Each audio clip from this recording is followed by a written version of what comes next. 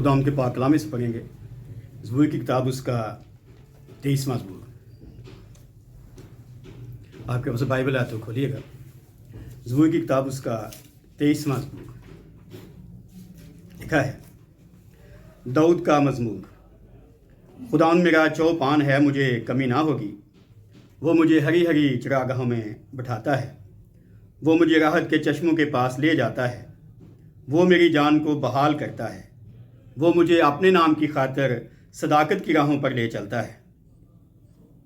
बल्कि खा मौत के साए की वादी में से मेरा गुजर हो, मैं किसी बला से नहीं डरूंगा, क्योंकि तू मेरे साथ है। तेरे असा और तेरी लाठी से मुझे तसल्ली है। तू मेरे दुश्मनों के रूबरू मेरे आगे दस्तरखान बिछाता है। तूने मेरे सर पर तेल मला है, मेरा प्याला लबरेज होता है। यकीनन भलाई और रहमत उम्र भर मेरे साथ साथ रहेंगी, और मैं हमेशा खुदाम के घर में सुकून रखूंगा। खुदाम की बरकत उसके पाक कलाम के पढ़े और सुने जाने पर हो, आमीन। सो आपको याद है, पिछली बार हमने इस ज़बूर पर तफसीर करना शुरू किया था, और मैंने बताया था कि इसके 3 हिस्से, एक हिस्से पर हमने बात की थी, और आज हम दूसरे हिस्से पर बात शुरू करेंगे। और जब मैं ये तैयारी कर रहा था तो मैंने देखा कि ये जो हिस्सा है दूसरा, ये कुछ ज़्यादा लंबा है पहले हिस्से से। तो फिर मैंने सोचा कि हम इस हिस्से पर 2 बार बात करेंगे। यानी आज एक जुज़ पर हम बात करेंगे इस हिस्से में, और फिर अगली बार दूसरे जुज़ पर बात करेंगे, ताकि हम ज़्यादा अच्छे तौर पर इस ज़बूर की जो बातें हैं उनको समझ सकें। सो दूसरा हिस्सा है ज़बूर 23 का। ज़रा मेरे साथ देखिएगा। 23वां ज़बूर उसकी 3री आयत का दूसरा हिस्सा है यहाँ से। वो मुझे अपने नाम की खातिर सदाकत की राहों पर ले चलता है। बल्कि खा मौत के साए की वादी में से मेरा गुजर हो, मैं किसी बला से नहीं डरूंगा, क्योंकि तू मेरे साथ है। तेरे असा और तेरी लाठी से मुझे तसल्ली है। तू मेरे दुश्मनों के रूबरू मेरे आगे दस्तरखान बिछाता है। तूने मेरे सर पर तेल मला है, मेरा प्याला लबरेज होता है।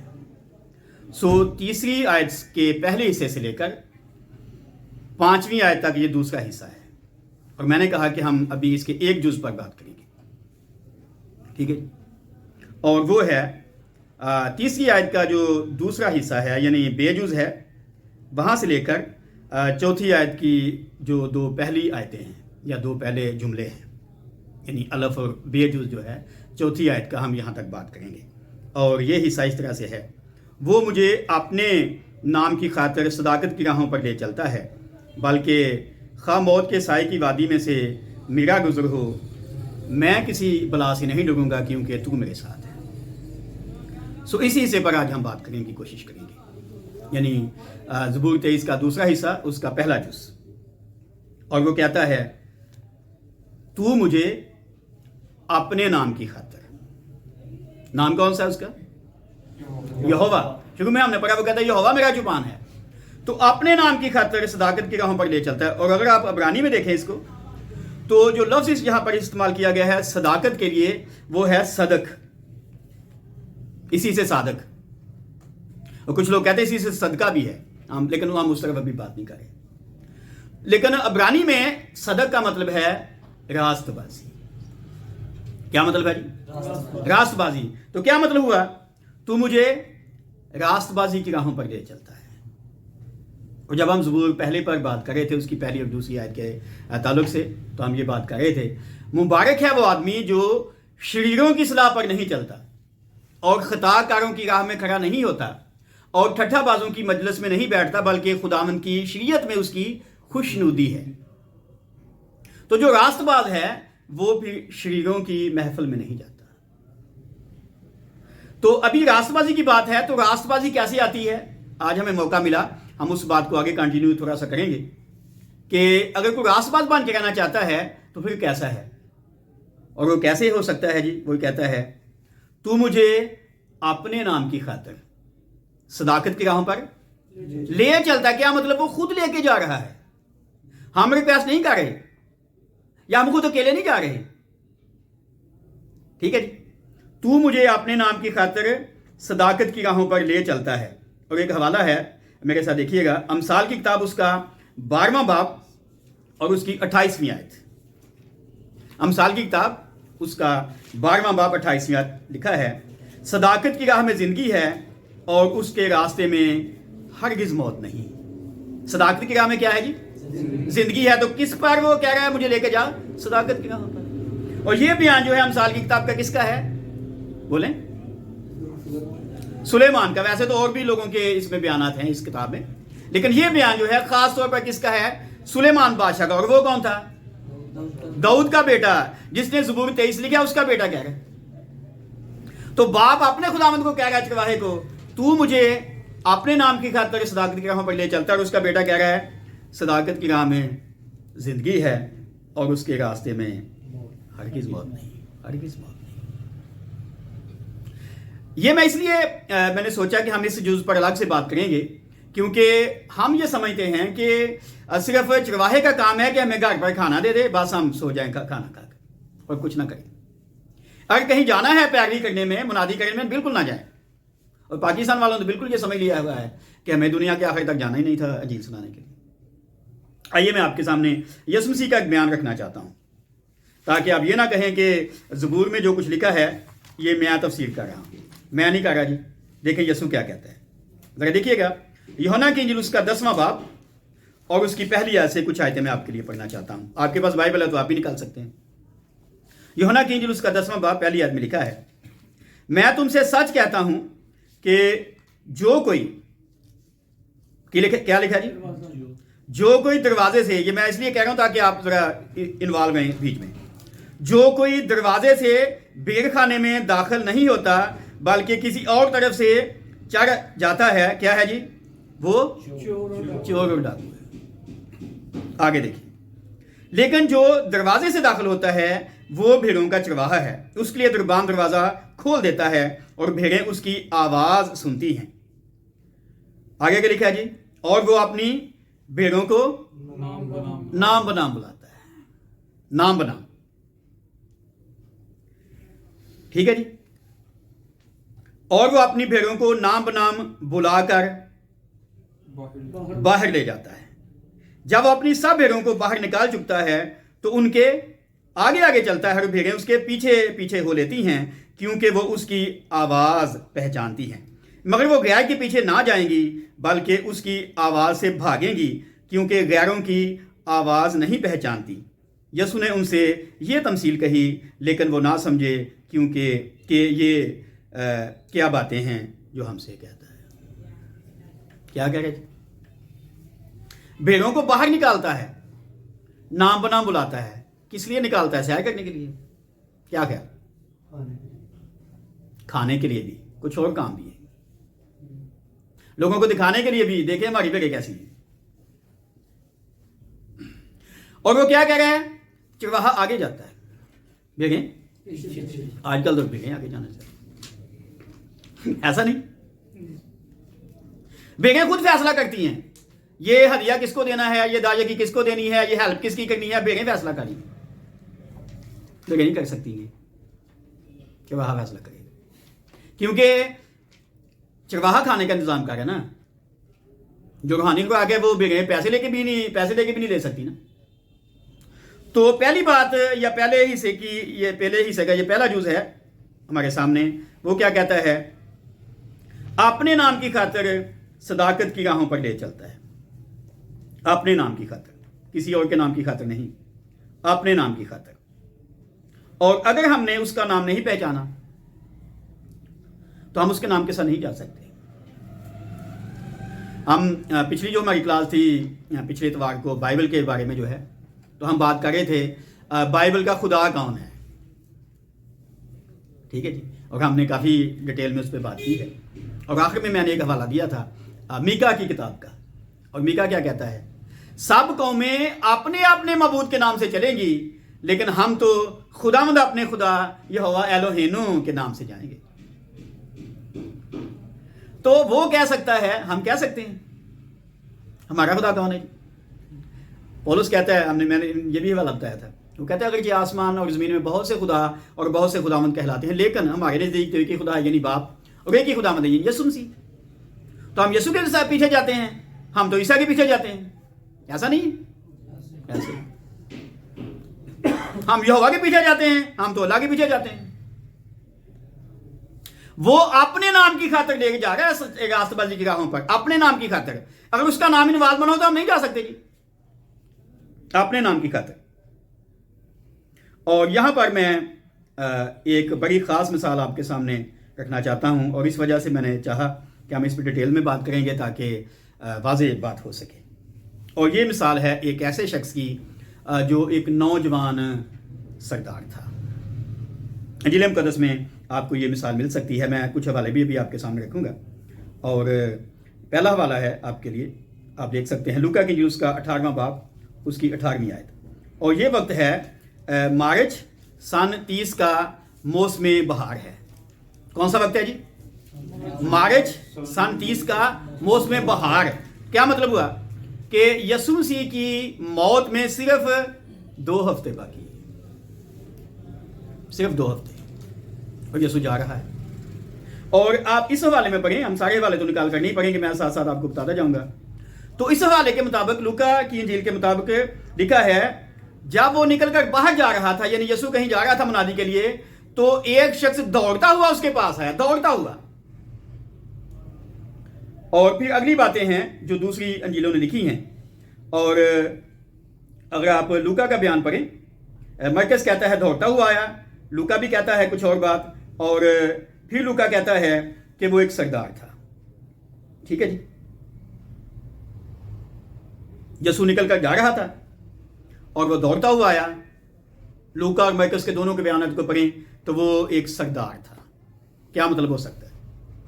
یا تو یہ یائر کی طرح کا ایک سردار ہو سکتا ہے جس کی بیٹی کو یسوع نے زندہ کر دیا تھا، یا کوئی یہ نیکودیمس جیسا سردار ہو سکتا ہے. لیکن لگ رہا ہے کہ ابھی یہ نیکودیمس والا جیسا استاد نہیں ہو سکتا.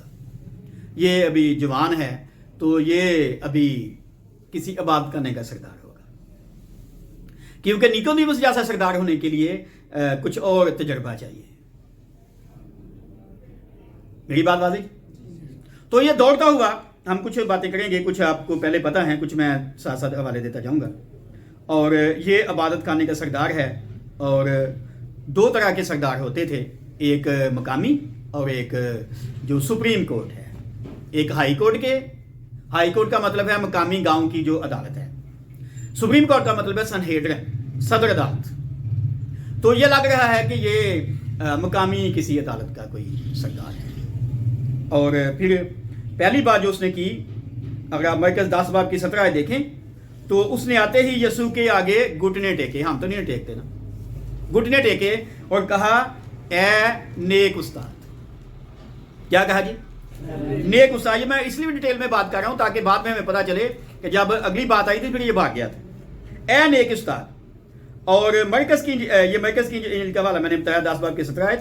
اور آپ اگر متی 19 باب کی 16ویں آیت دیکھیں تو اس نے اگلی بات جو کی تھی وہ یہ تھی، اس نے کہا میں کون سی نیکی کروں کہ ہمیشہ کی زندگی پاؤں. کون سی نیکی کروں؟ یسوع کو کیا کہہ رہا ہے؟ اے نیک استاد. متی کہتا ہے اس نے کہا میں کون سی نیکی کروں کہ ہمیشہ کی زندگی پاؤں. اور مرکز 10 باب کی 18ویں آیت میں یسوع نے کہا تو مجھے نیک کیوں کہتا ہے؟ تو جیسے دوسرے کا بی ہے ویسے ہی مجھے نیک سمجھتا ہے؟ میں ایسا نہیں ہوں. تو مجھے نیک کیوں کہتا ہے؟ اور پھر متی 19 باب کی 17 آیت میں اگلی بات یسوع نے کی، اور مجھ سے نیکی کی بابت کیوں پوچھتا ہے؟ یہ ترتیب میں نے حوالے اس لیے رکھے تاکہ آپ کو پکچر پوری نظر آ جائے. وہ کہتا ہے تو نیکی کے بارے کیوں پوچھتا ہے؟ کوئی نیک نہیں ہے. مجھے نیک کیوں کہتا ہے؟ کوئی نیک نہیں ہے مگر ایک خدا. کیا مطلب ہوا؟ یسوع سے کہہ رہا ہے، اگر آپ مجھ سے متفق ہوں، یسوع سے کہہ رہا ہے تو مجھے نیک استاد کہہ رہا ہے، میں تو خدا ہوں. صحیح ہے غلط؟ صحیح. تو مجھے نیک کہہ کر نیکی کی بات پوچھ رہا ہے. کوئی نیک نہیں ہے، خود ایک ہے اور خدا، اور وہ خود تھا یسوع. اور آپ کو پتا اس نے ایک دفعہ کہا تمہیں کون مجھ پر گناہ ثابت کرتا ہے؟ تو کیا مطلب ہوا؟ پیچھے آیا، بھاگ کر آیا، سجدہ کیا، گھٹنے ٹیکے، سوال پوچھا، جواب آیا، تو بات آگے چلی گئی. ٹھیک ہے جی. اس نے کہا ایک ہے خدا اور میں خدا ہوں. اور اگلی بات آپ اگر دیکھیں تو یہ ہے آپ کو ملے گی مرکز کی انجیل میں. اور یہ وہی جو میں نے ابھی آپ کو بات بتائی. اس کے بعد اگلا حصہ ہے جو مرکز نے لکھا, اور پھر متی یہ اگلی بات کرتا ہے جو میں بتا رہا ہوں, 19 باب اور اس کی 17 آیت. اور متی کے مطابق اگلی بات یسوع نے اس سے کہی, اگر تو زندگی میں داخل ہونا چاہتا ہے تو حکموں پر عمل کر. اس نے کہا میں نے لڑکپن سے عمل کیا ہے, اور حکم یسوع نے بتائے یہ کر, کیا کر, خون نہ کر, زنا نہ کر, چوری نہ کر, جھوٹی گواہی نہ دے, اپنے باپ کی اور ماں کی عزت کر, اور اپنے پڑوسی سے اپنی مانند محبت رکھ. اس جوان نے اسے کہا, یہ حوالہ ہے متی 19 باب میں. یہ پیچھے تھا, پہلے مرکز کا حوالہ, پھر میں نے متی کا بتایا, ابھی پھر متی کی انجیل میں وہ کہتا ہے اے استاد میں نے لڑکپن سے عمل کیا ہے. اور پھر اگلی باتیں آتی ہیں ان انجیلوں کو آپ جوڑ کے پڑھیں بیانات کو, تو وہ کہتا ہے اب مجھ میں کس بات کی کمی ہے. اور مرکز 10 باب کی 21 آیت میں لکھا ہے یسوع نے اس پر غور سے نظر کی اور یسوع کو اس پر پیار آیا. ٹھیک ہے. اور پھر متی 19 باب کی آپ دیکھیں 21 آیت میں لکھا ہے یسوع نے اسے کہا اگر تو کامل ہونا چاہتا ہے تو اپنا مال اسباب غریبوں کو دے, تجھے آسمان پر خزانہ ملے گا, اور آ کر میرے پیچھے. پہلے طریقہ بتایا, اس نے کہا لڑکپن سے عمل کیا جی, لیکن میں فیل کرتا ہوں کہ مجھے ہمیشہ کی زندگی نہیں ملی. تو یسوع نے کہا اوکے ٹھیک ہے جی, مل سکتی ہے. تو کامل ہونا چاہتا ہے, کیا مطلب ہے؟ زندگی کا مطلب ہے کامل ہونا. کامل ہونا چاہتا ہے تو جو بھی تیرے پاس ہے چھوڑ دے, اور کیا کر, میرے پیچھے رہ. کیوں آ جا میرے پیچھے؟ میں خدا ہوں نا, اس لیے میرے پیچھے آ جا. تو آ گیا تھا. آگے یہ کہانی ہم نہیں پڑھے, آپ کو پتہ ہی کیا ہوا. اگلی آیتوں میں آپ دیکھیں تو وہ غمگین ہو کر چلا گیا, غمگین ہو کر چلا گیا. اور لکھا ہے کیونکہ بہت مالدار تھا. اس وقت یسوع نے کہا اونٹ کا سوئی کے ناکے میں سے گزر جانا آسان ہے, پر دولت مند کا بادشاہی میں جانا بہت مشکل ہے. شاگردوں نے کہا پھر تو کوئی نجات نہیں پا سکتا. تو یسوع نے کہا جو انسان نہیں کر سکتا خدا کر سکتا ہے. پطرس نے کہا ہم تو سب کچھ چھوڑ کر تیرے پیچھے آ گئے, ہمیں کیا ملے گا؟ یسوع نے کہا ایسا کوئی نہیں جس نے میرے لیے, یسوع نے کہا میرے لیے, خدا کی بادشاہی کے لیے یا انجیل کے لیے کچھ چھوڑا ہو اسے کچھ نہ ملے. ایسا ہو نہیں سکتا.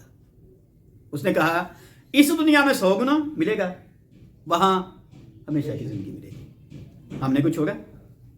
بولیں, ہم تو لینا چاہتے ہیں نا. آج کل تو کھانا بھی ہم جگہ سے ہی لینا چاہتے ہیں.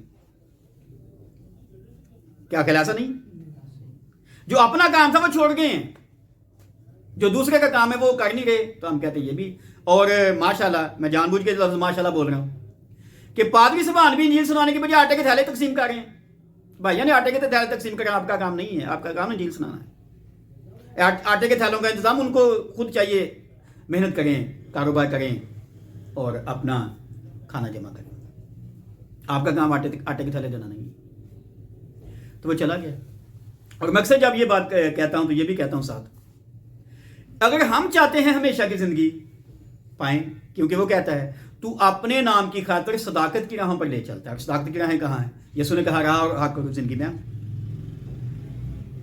تو میں کہتا ہوں اگر آپ چاہتے ہیں ہمیشہ کی زندگی ملے تو یہ جو زندگی ہے جتنی بچی ہے یہ یسوع کو دے دیں. ہے نا آسان کام؟ بولیں, سب سے مشکل کام. ٹھیک ہے جی. اور میں یہ مانتا ہوں اس کہانی میں اگر یسوع صرف اتنا اسے کہتا نا کہ جیسے تو نے حکموں پر عمل کیا ایسے ہی تو اپنا مال بھی غریبوں کو دے دے, تجھے ہمیشہ کی زندگی مل جائے گی, تو اس نے بڑی جلدی ایسے کر لینا تھا. بڑا آسان تھا اس کے لیے. مال والوں کو بعض اوقات پیسہ دینا اتنا مشکل کام نہیں لگتا. چنچنا مشکل ہوتا ہے, چندہ دینا مشکل نہیں لگتا. لیکن جب یسوع نے یہ کہا میرے پیچھے آ جا, یہ مشکل کام تھا. اور دیکھیں کتنا وہ فکر مند تھا, کتنا وہ خواہش مند تھا زندگی کا, پر بھاگ گیا. ایسا نہیں ہے؟ بھاگ گیا نا, بھاگ گیا. اور یسوع نے بڑا ایک تاریخی جملہ کہا, ویسے تو ساری باتیں اس کی تاریخی ہیں, کہ اونٹ کا سوئی کے ناکے میں سے گزر جانا آسان ہے, پر دولت مند کا بادشاہی میں جانا بہت مشکل ہے. اور میں یہاں اس زبور اور یسوع کے اس بیان کے مطابق یہ بات آپ کے سامنے کہنا چاہتا ہوں, اگر ہم چاہتے ہیں कि वो हमें सदाकत की राहों पर ले जाए, तो फिर छोड़ें जी कुछ, पैरवी करेंगे तो लेके जाएगा ना। क्या ख्याल है? भीड़ का एक पाँव घर में हो, एक पाँव बाहर हो तो जाएगी। एक शख्स यीशु के पास आया, उसने कहा मैं तेरे पीछे आना चाहता हूं, पहले मुझे इजाजत दे, मैं जरा घर से होके आऊं। तो यीशु ने क्या कहा?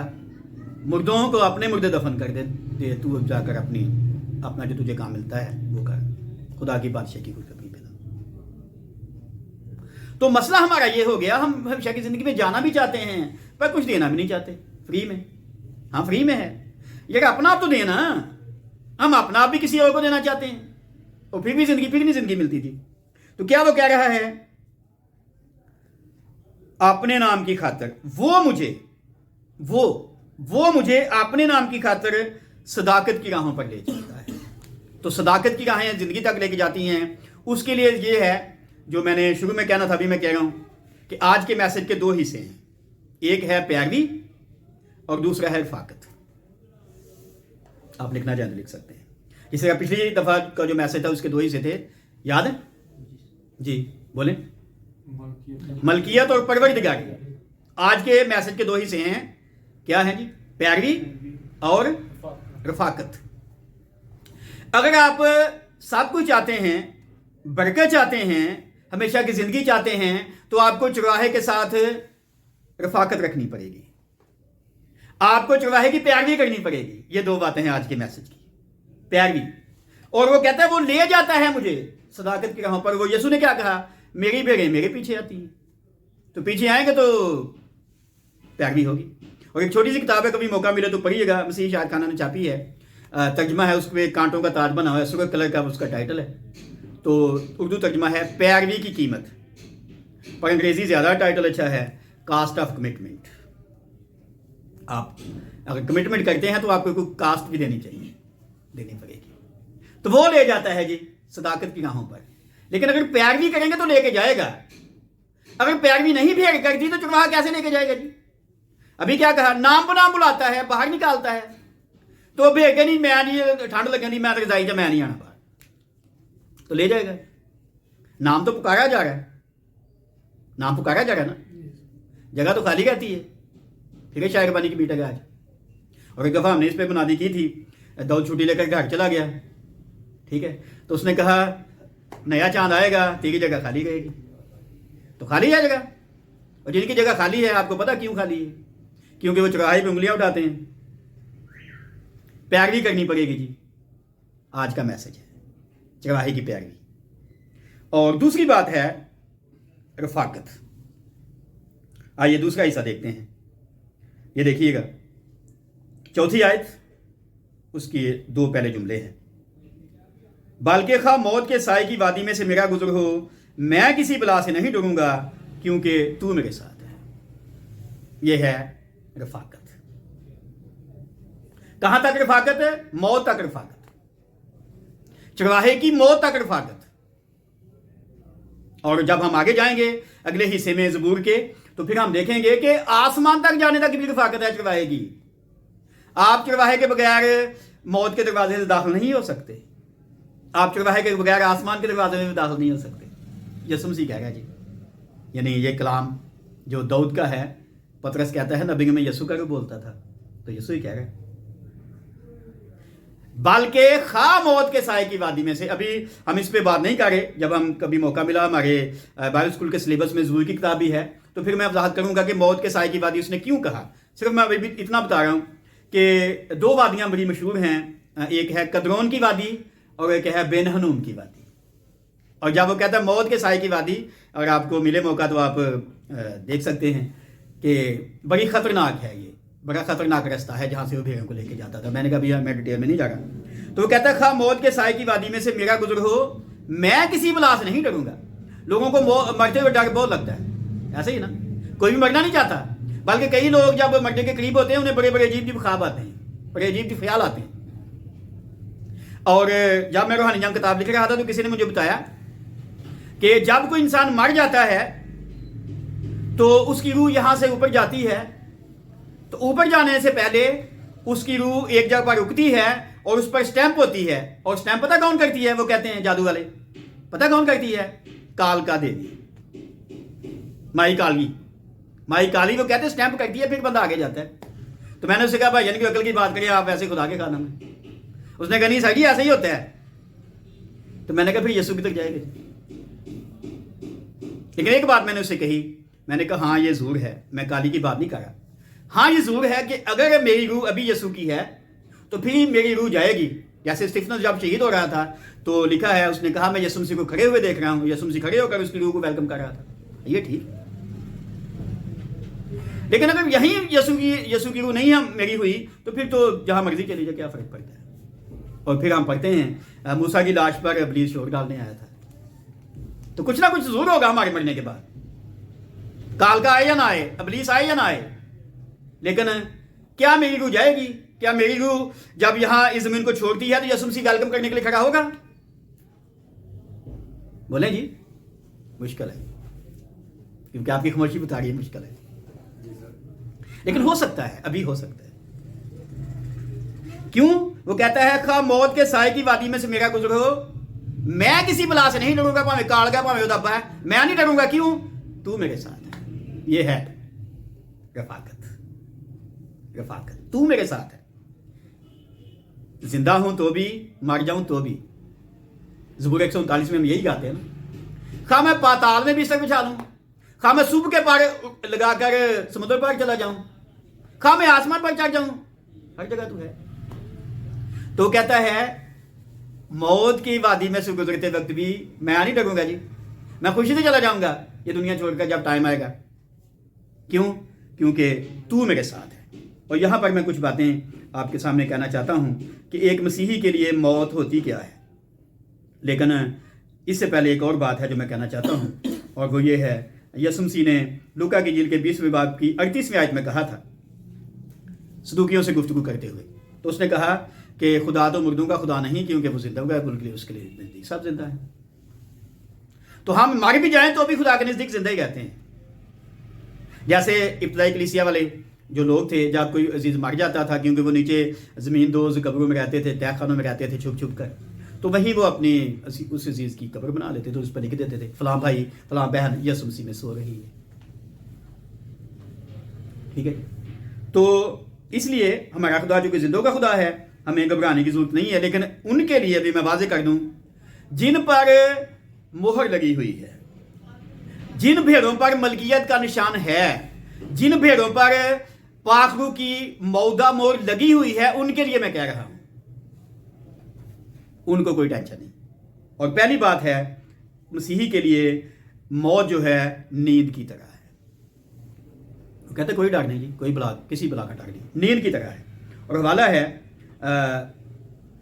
آپ لکھنا چاہیں تو لکھ سکتے ہیں. یوحنا کی انجیل اس کا 11واں باب 11ویں آیت، اور پہلا تھیسلونیکیوں کا خط اس کا 4تھا باب اس کی 13ویں اور 14ویں آیت. پہلا والا جو یوحنا کی انجیل کا ہے یہ لازر کا واقعہ ہے. جب یسوع مسیح کو پہلے خبر ملی کہ لازر بیمار ہے تو وہ رکا رہا. پھر پتہ چلا لازر مر گیا ہے تو اس نے اپنے شاگردوں سے کہا ہمارا دوست لازر سو گیا ہے اور میں اسے جگانے جاتا ہوں.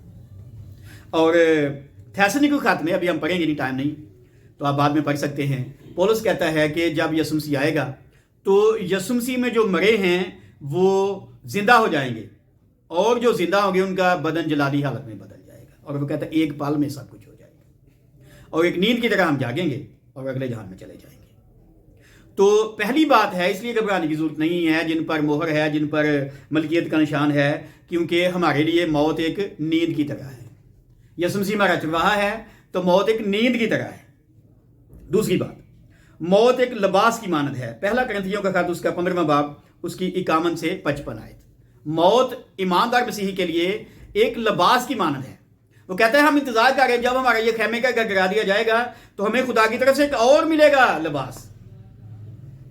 ٹھیک ہے جی. اور وہ کہتا ہے اس کو اتار دیں گے ہم، یہ نہیں کہ اس کے اوپر ہی پہن لیں گے، اس کو اتار دیں گے اور نیا پہن لیں گے. ابھی جو یسوع مسیح پر ایمان لاتا ہے اسے کون سا لباس ملتا ہے بتا سکتے ہیں؟ بولیں. راست بازی کا لباس، راست بازی کا زندگی کا اس وقت ملے گا. لیکن راست بازی کا جن کو لباس ملا ہے وہ زندگی کا لباس لے سکتے ہیں. جب ہم توبہ کرتے ہیں، ایمان لاتے ہیں، بپتسمہ لیتے ہیں، पाकू का बपतिस्मा लेते हैं, ममूरी आती है तो हम रास्तबाज मानते हैं, और रास्तबाज मानते हैं तो हमने पढ़ा पिछली बार कि पाक मौदारू की मोहर लगती है। तो जिनको ये प्रोसेस हुआ है, जो गुजरे हैं, उनको नया लिबास मिलने वाला है। जैसे मैंने कहा, पौलुस कहता है कि जो मरे होंगे जिंदा हो जाएंगे, जो जिंदा होंगे बदल जाएंगे, थेसलुनीकियों में, और करंथियों में कहता है हम नया लिबास पहन लेंगे। और तीसरी और आखिरी बात वो ये फिलिपियों का खत, उसका 3 बाब, उसकी 20वीं और 21वीं आयत। मौत का मतलब अपने घर को वापस जाना है। यीशु ने क्या वादा किया था? मैं जाता हूं ताकि तुम्हारे लिए जगह तैयार करूं, और उसने कहा जब जगह तैयार हो जाएगी मैं आऊंगा और तुम्हें अपने साथ ले लूंगा, ताकि जहां मैं हूं वहां तुम भी हो। मैं जाता हूं ताकि तुम्हारे लिए जगह तैयार करूं। उसने कहा मेरे बाप के घर में बहुत से मकान हैं और मकान बन रहे हैं। और फिलिपियों के खत में वो कहता है, आइए मैं चाहता हूं यह वाला हम पढ़ें, 3 बाब, उसकी 20वीं और 21वीं आयत अंजील मुकद्दस में से। फिलिपियों का खत ये मैं इसलिए पढ़ना चाहता हूं क्योंकि बहुत से गैर मसीहियों को शुबा है कि मसीही पता नहीं किस जन्नत में जाने वाले हैं, ऐसे ही इन्होंने कभी जन्नत की गाली नहीं की है। और वाकई हम जन्नत की बात क्यों करें? जन्नत तो कुछ भी नहीं है जहां हम जा रहे हैं। तो ये देखें, लेकिन उससे पहले कि जहां आप जा रहे हैं हमारे बदन भी इस लायक हों कि वहां जाएं, ऐसे नहीं मुंह उठा के चले जाएंगे। ठीक है जी, आइए देखें फिलिपियों का खत, और उसका 3 बाब है, और उसकी आप देखें जरा 20वीं आयत। वो कहता है, मगर हमारा वतन आसमान पर है और हम एक मुनजी यानी खुदावंद यीशु मसीह के वहां से आने के इंतजार में हैं। वह अपनी उस कुव्वत की तासीर के मुवाफिक जिससे सब चीजें अपने ताबे कर सकता है, हमारी पस्त हाली के बदन की शक्ल बदल कर अपने जलाल के बदन की सूरत पर बनाएगा। ये है जी, हम इंतजार कर रहे हैं। हमारा वतन कहां है? आसमान। ये जमीन हमारा वतन नहीं है। हम यहां परदेसी और मुसाफिर हैं। यह है बाइबल की तालीम। परदेसी और मुसाफिर हैं, हमारा वतन आसमान पर है। लेकिन उस वतन में जाने के लिए, अपने घर में वापस जाने के लिए आपको अपना बदन वैसा बनाना पड़ेगा। पुराने बदन के साथ नहीं जा सकते, यानी उस बदन के साथ आप नहीं जा सकते जिस बदन के साथ बाग एदन से बाहर निकले थे। ठीक है जी। अब वापस घर में जाने के लिए बदन नया होना चाहिए, नया मखलूक होना चाहिए। और मैंने एक दफ़ा एक मजमून में एक शेर लिखा था किसी शख्स का है कि एक मसीही बेशक यहाँ हो, जब वो यीशु पर ईमान ले आया है, रास्तबाज बन गया है, या यहाँ दुनिया को छोड़ जाए, एक ही बात है। और अभी मैं पाकिस्तान के पहले शहीद का बयान भी आपके सामने रखूंगा। और शेर है, फना कैसी बका कैसी जब उसके आशना ठहरे, कभी इस घर में आ निकले कभी उस घर में जा ठहरे। क्या ख्याल है? फना और बका का फिर मामला नहीं रहता। और वो शहीद था साधु निजामुद्दीन, यसू को लड़ा कहता था, और वो कहता था एक मसीही हर वक्त का शहीद है, जिए तो भी मरे तो भी दुनिया छोड़नी पड़ती है। सो आज 2 बातें हमने देखी इस ज़बूर के हवाले से, और वो है जी, एक है पैरवी और दूसरी है रफाकत। पैरवी करेंगे और रफाकत रखेंगे तो आगे चले जाएंगे। कहाँ? जिंदगी में, मौत से गुजरकर आगे अगली जिंदगी में। और बाकी जो अगला जुज है इस पर हम अगली बार बात करेंगे। खुदा हमें इस कलाम के वसीले बरकत दे कि आज का जो मैसेज है कि वो हमें अपने नाम की खातिर सदाकत की राहों पर ले चलता है। और खा मौत के साए की वादी में से मेरा गुजर हो, ये नहीं कि जब को हमारा कोई अजीज फौत हो जाता है तब हम ये ज़बूर पढ़ें। हर एक जो मसीही है उसे ये ज़बूर याद रहना चाहिए। जैसे मरने से पहले वो ज़बूर 22 पढ़ते थे, ये ज़बूर भी लोग पढ़ते थे, आज भी पढ़ते हैं। वैसे पिछली बार मैं कह रहा था कि बहुत से लोगों का फेवरेट ज़बूर है। तो फेवरेट ज़बूर सिर्फ रटीटाई बात ना हो ना, बल्कि मैं कह सकूं कि वो अपने नाम की खातिर मुझे सदाकत के राह पर ले चलता है, बल्कि खा यानी पर्सनली खा मौत के साए की वादी से मेरा गुजर हो, मैं किसी बला से नहीं डरूंगा क्योंकि तू मेरे साथ है। खुदा में इस कलाम के वसीले बरकत दे। आमीन।